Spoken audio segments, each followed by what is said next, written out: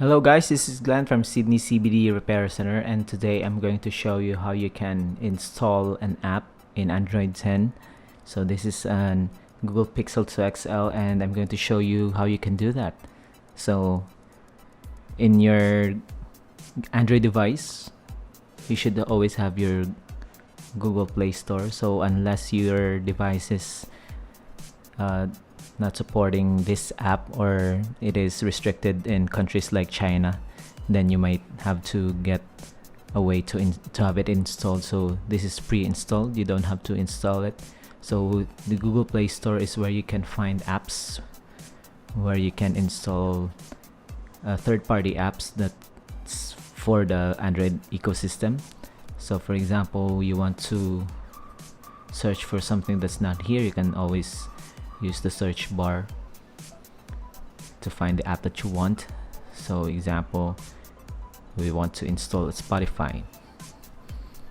So you can have the name, the reviews, the file size, the ratings, how many people have already downloaded the app, and then you just tap install. And depending on your internet speed, it may take some time, but 25 megabytes is no time at all to download. And after downloading, it's installing. You can exit the screen and do something else while you wait for the install process. And that's it. You have open to open the app or uninstall it.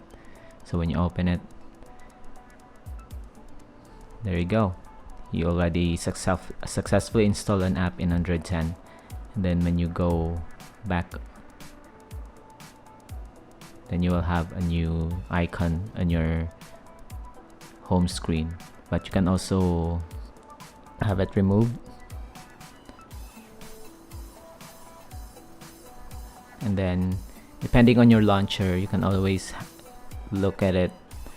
You can always find it here in your app drawer, your frequently used apps.